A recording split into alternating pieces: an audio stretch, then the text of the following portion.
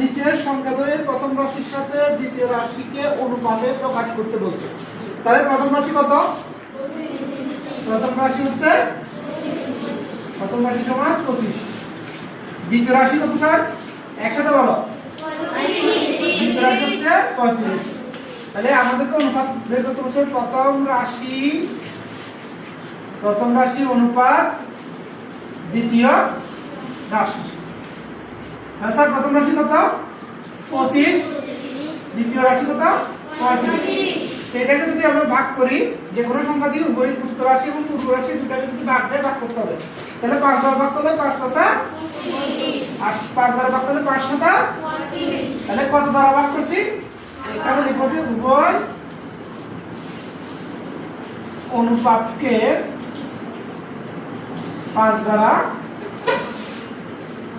কি করছি? ভাগ। তাহলে উত্তর হচ্ছে কত?